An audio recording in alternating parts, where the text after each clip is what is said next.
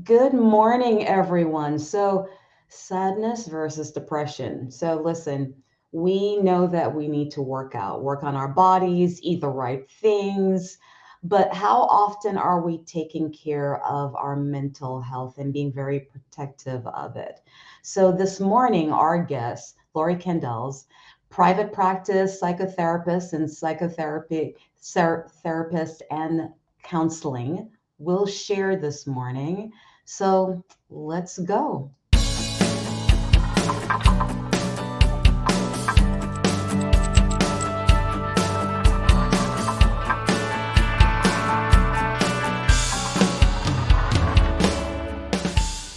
Good morning, everyone. May is Mental Health Awareness Month. And so, I really wanted to make a special effort to introduce you to some really great folks and openly discuss our mental health as business owners, sales folks who run your book of business. It's not something that we speak about very often. So I wanted to, over the next 4 weeks, have some discussions into the topic. And so this morning, we will have on the show, like I said earlier, Lori Kandels. She is in private practice. She's a psychotherapist, and she'll be sharing with us. Lori, come on up. So, good morning, Lori. Good morning, Paula. Always good to be here with you. So, this is Lori. We were kind of discussing how many times Lori's been on the show, but you've been so valuable to my little community of business owners. And so, I think this is your third time on. I Um, think so. Yeah. Actually, something, I'll make sure that when we upload it to YouTube, guys, yes, we do upload it to YouTube. I'll make sure that I drop in the other links as well so they can, because we've had some great topics from you, you know? So, yeah, of course, I didn't introduce myself to everyone. If you haven't watched the show before, my name is Paula Mattisonsierra, and I'm the host of 10 at 10, and I run Power Marketing here in San Francisco. Lori, of course, is one of my networking partners. Lori, why psychotherapy? How did you get to this point? How did I choose that as a profession? Uh-huh. Yeah. Well, I grew up witnessing a lot of struggle, both in my family and in my neighborhood, and I wanted to be of service. And that was really the path that led me here. When I was in college, I volunteered for a crisis hotline. And I found that I really liked the work and had some talent for it and just continued to build and develop my skills. So wait a second, let me ask you, because I don't think I know this. How long have you been in practice? I have been licensed for more than 30 years. Oh, wow. Okay. So just a little bit. Just a little bit, just a little bit. Well, as you know too, I took a detour, right? It wasn't really a detour. I went and got an MBA and I worked in leadership positions, mostly in healthcare organizations, for about a decade and came back to my practice now, I guess about 7 years ago. Okay. All right. Hmm. Which one do you prefer? Are you liking the private practice or? Absolutely. Yeah, Yeah, no, I feel like I came home. yeah, yeah. Part of me wondered why I left, actually. What, Yeah, this suits me. what a blessing to be able to help folks like that on that kind of basis. So I know that you were pretty passionate about this topic because you really wanted, Yeah. my audience and others out there to really hear about, be aware, more aware about mental health and what it is and what it is not. Yeah. Why? Why were you so passionate about Yeah. this topic today? Well, I remember when you said, "Hey, it's Mental Health Awareness Month in May. Do you want to talk about something?" And I said, "Well, let's talk because I have a particular angle on this that may not be what you were expecting. You were actually very receptive to the idea. But, given that I have this long history in mental health, I've seen a change, and I'm a little worried about the change. Let me just tell you a little more about what I've seen. So, when I started working in this area, no one wanted a diagnosis. Okay. Mm, Even coming to therapy was really stigmatized. we also had the problem at that point of pre-existing conditions. So if you got a mental health diagnosis, you could lose your insurance. Yeah. Oh, wow. Okay. And now, fast forward, most people contact me, and when I ask them what's going on, they say they have anxiety and depression. So they're actually self diagnosing with pretty serious mental illnesses. Fortunately, most people don't actually meet criteria for those mental illnesses, but I thought, isn't this interesting that people are describing themselves this way? So, On the one hand, you could say that's great, really. People have less stigma. They're more willing to talk about what's going on with them and more willing to engage in therapy. That's all wonderful. But on the other hand, what does this mean if so many people are identifying themselves as mentally ill? mm. That's concerning to me. Well, let me ask you a question then. What is the difference between, sadness and mental illness? I'm not Yeah. feeling well. I'm not feeling great versus there being a real problem as far as mental illness is concerned. What exactly is the difference? It's a really important question. And it's one that I often ask people. Well, anybody will just casually toss off, oh, I'm really depressed today. Yeah. You're essentially saying I'm mentally ill today. Okay. And what that means, okay, diagnostically, what that means is that your responses to your environment, to your life, don't make sense. They're pathological, they're outsized. Okay, that's essentially what you're saying. So I'm often asking people, okay, are you experiencing depression or are you sad? Mm, Sad is an unhappiness, right? And it has a circumstance that you can point to and say, I'm grieving something, right? Or I've lost something. And it's not an outsized or pathological response. It makes sense. And it may actually even be giving you information that will help you move forward. okay. So sadness is an alert then that there are changes that need to happen in your Yeah. life, or Yeah. just things that you're not when your body is diseased with something. It's Right. just a signal of either direction. I'm assuming, right? That's right. Yeah. Whether it's fear, we confuse fear and anxiety a lot. Again, Mm, anxiety is a disorder. Fear is something that maybe you may have a real reason to be afraid of something in your life. And again, ignoring that um, or deciding that your fear is pathological can actually put you in danger. If you're in a circumstance that's causing fear in your life, you want to know about that and you want to be able to respond to that in a way that's helpful to you. Let me ask you a question: Is Yeah. can fear ever be positive? Well, it's not never pleasant, Yeah, right? yeah, But absolutely. but it is information. If for instance you're in a relationship and you often feel fearful around your partner, Mm, it's positive in the sense that it's giving you some feedback.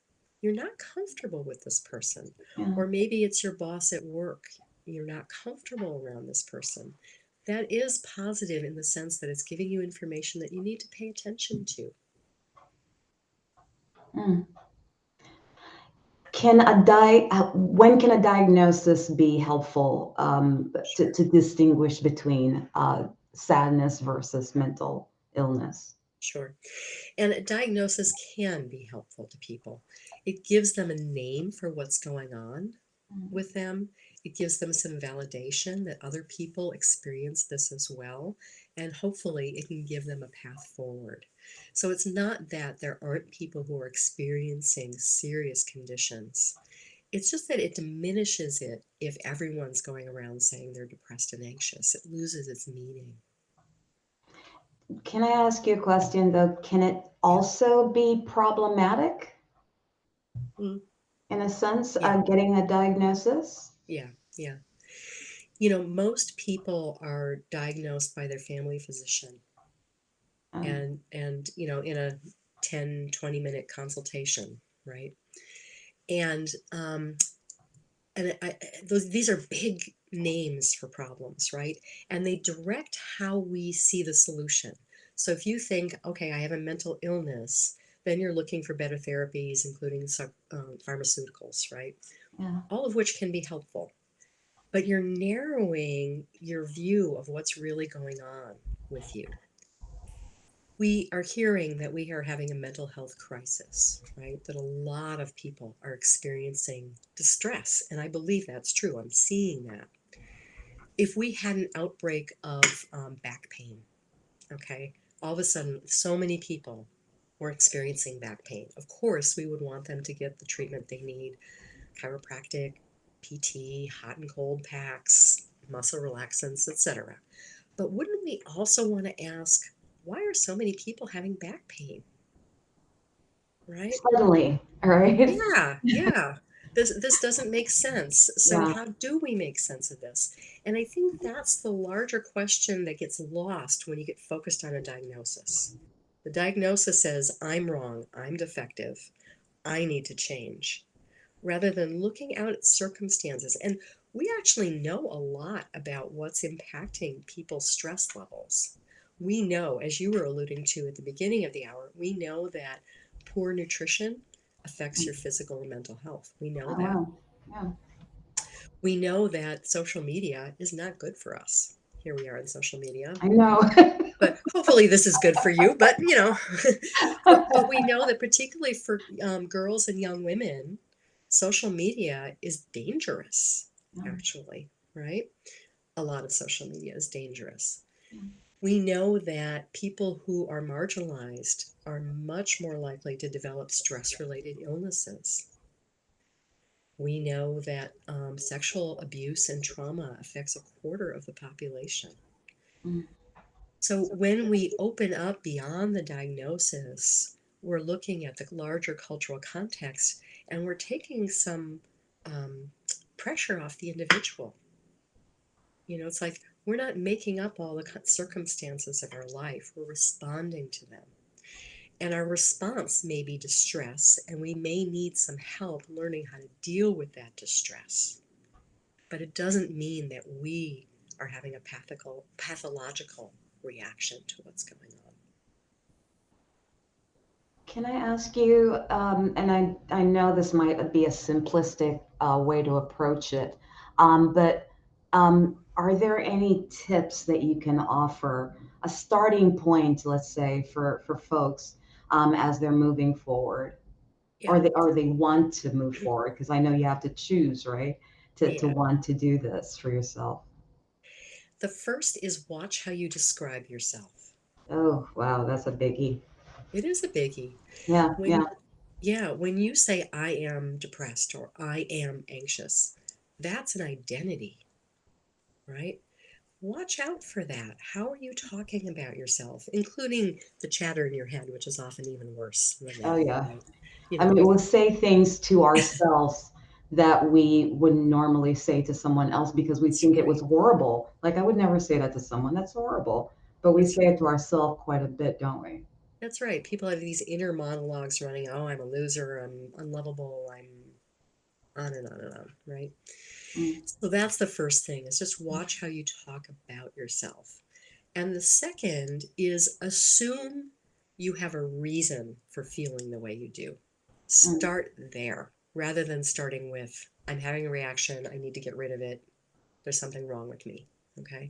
Start with, I'm responding to something in a way that makes sense. And then look for what that is. Now, that can lead you to some difficult places. Can lead you to thinking about making changes in where you live, who you're with, where you work, all those kinds mm, of things. And that's hard, right? mm. That's the hard stuff Scary. in Talk life. about fear, right? What we spoke about earlier. That's right. But anybody would be afraid in that circumstance, right? That isn't pathological. Yeah. Thinking about needing to make a big change in your life, that's a lot to deal with. So that would be the next point, is assume that there is a reason for how you feel. And then sort through it. You may be able to do that on yourself, with yourself. You may need some help for it. Um, Look around for the kind of resources that make sense to you in sorting through what's happening, what it means to you, what's current and what's past. Sometimes we bring old fears into our current life. Drag them through life with us. We do. We do. So can we clean Yeah, up some of the old fears and get present? yeah, Or again, is there something in our present that really has to change? mm, yeah. Because I've been trying to do my own reading and work. Yeah. I Yeah. openly speak to you about this. And one of the things I was recognizing, you talk about dragging your old stuff along in life with you, that we kind of are like a USB. You get to that point Right. and the USB goes, we're not saving anything else. That's right. You need to delete something. You're done. You've been doing too much, right? You got to delete off a whole bunch of stuff. And as I get older and I'm going through life and I hear people on those repeats from Hmm. before, they're That's right. so not present at that moment. They're missing so many amazing things that are going on. And sometimes I wonder if they lack the ability now to absorb new Yeah. things because so much brain power is taken up with the stuff behind them, Yeah. from before. And of course, the USB of the brain is screaming, can you please delete something? Hmm. Please, so that we can move forward. You know, yes, I'm equating the brain to a USB, but it feels logical as you become more aware of your own things in life and Yeah. the negative self-talk and everything. And actually, that's one I want to point out to folks today Yeah. because it takes up so much space in our brain until it was pointed out to me. I Yeah. felt like I heard it but didn't really hear it. It just became part of the natural order of the day. Yeah. The self-talk that runs on repeat in our heads. And so I'm not a psychotherapist. Lori is. I'm just sharing this little piece with you guys on one of the things I had to monitor, and I still monitor it all the time, is the self-talk. Yeah. It's ridiculous. It's like, what did you? Now I make a joke out of it to myself, like, what did you just say? It's Yeah. like, Well, it's like, that's great. Yeah, that's putting you in that observer mind where you can just sit back and watch the parade, right, without getting too involved in it. mhm, I mean, the wonderful thing about life is it keeps bringing us circumstances that allow us to resolve something. So when you talk about, being on repeat, we keep repeating it until we get it. oh wow, We just keep doing, and like I said, it's actually a gift from life. Like, here you are again, try this. Think you until can you resolve it get the this time? lesson. Yeah. And we don't get it. Most of the time we don't get it. So, okay, all right, life Do it says, again. try it again. All right, one more time, run at it one more time. And, eventually most of us will go, oh, okay, all right, okay, I get it now. And then we do clear space for something new, for some new experience, and for some new experience about ourselves. No one is going to feel positive all the time about Yeah. life, about themselves. That's okay too. To just forgive yourself for that, for just observing that process as well, and just being gracious and compassionate with yourself. Sometimes life is hard. Actually, one of the things, my takeaway today that I'm hearing, which is a wonderful reinforcement as well for me personally, is start with the basics. You don't have to do everything all in one go, but observing, moving your body, really taking a peek at what you're eating, and forgive yourself and being aware. Just allow Mhm. yourself to start being aware. That's If you right. start with that little packet, just to kind of move yourself forward, it Yeah. sounds like that's a nice place to center yourself and just start. You Yeah. know, um, I don't know. I get the impression sometimes that it's, maybe forgiving yourself, that you can't because you maybe just need to take a little step. Someone might be able to take a bigger step, but you may need to just take one step. Like, what is that? You know, um, just to get out and move your body, and start allowing yourself to hear yourself. You And know. I would, you're reminding me of another point that I'd like to mention is that discomfort is a part of life. Mm, I think Years ago, pharmaceutical companies were allowed to market directly to the consumer. That didn't used to be the case. So that's when we saw all these sunny days, and green fields, and saw this parade of drugs that will give you this feeling. And there have been advances in pharmaceuticals, and many people benefit from pharmaceuticals. But I think that we also got the idea that if you're uncomfortable, there's something wrong with you, Mm. rather than discomfort being a part of life and, again, information for us. Yeah. That we don't have to just get rid of negative feelings. It's okay to experience them and actually use them for our benefit and move through them and resolve them. Which is the hard part, huh? It is the hard part. Yeah. Yeah, it'd be much easier to just get rid of them, Yeah. right? Yeah. And I mean, and drugs are a great option for that for some, Yeah, yeah, yeah. it's much harder to just allow yourself to feel it. Yeah, and ultimately the drugs won't really do that for you. What medications do is they give you space from a problem so that you can make different choices in your life, but they don't actually make the problems of your life better. That's up to you. So it's not always something that needs to happen then as part of the process. So if someone's with you coming into as a client of yours, drugs isn't always an option. Doesn't necessarily have to be an option then. No, it doesn't. It doesn't. That people will make their own decisions about that. I'm not a prescriber, so of course Oh, they would be seeing someone else if they were deciding on medication. Um, but yeah, it could be a piece of the puzzle, but it's can I not the ask you? totality of the puzzle. The Tell the me research. Mhm. why are you not a prescriber? I'm Oh, I'm not intrigued. an MD, right? You have to be a psychiatrist or an Okay. MD. Yeah. hmm Yeah. I didn't realize that okay. Yeah. Yeah. But clients of yours do, it's something that you refer That's to right. a medical professional if they do need something like that.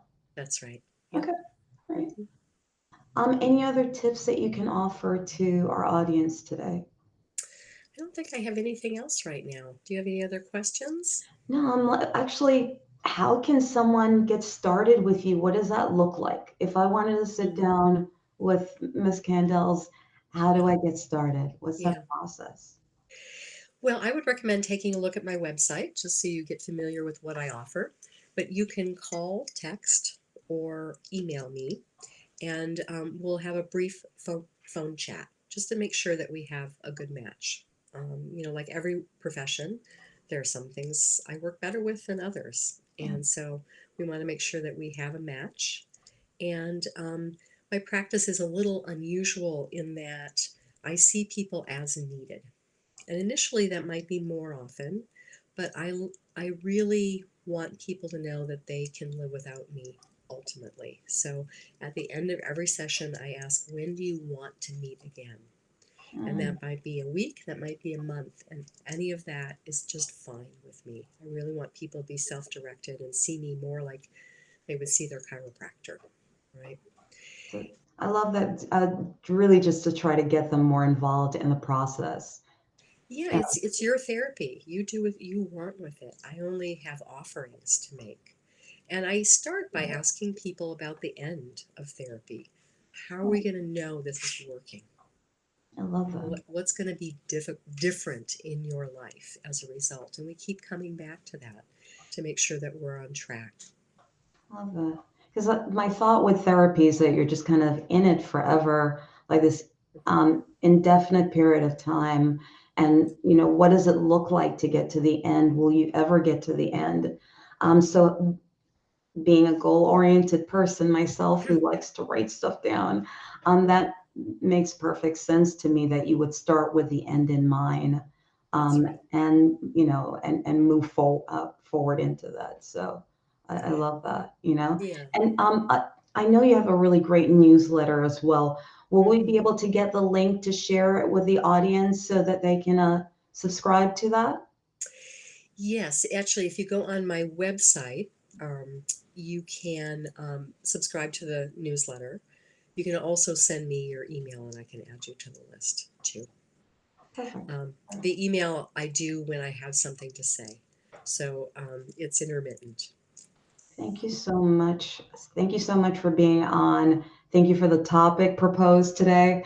I loved how when you approached it, it was like, I don't know if you're going to like this, but um, I just love that people are having open conversations about very big conversations, and mental health is part of that. So I Yeah. wanted to make sure that, we did our bit in this month and make sure that it's something that we speak about.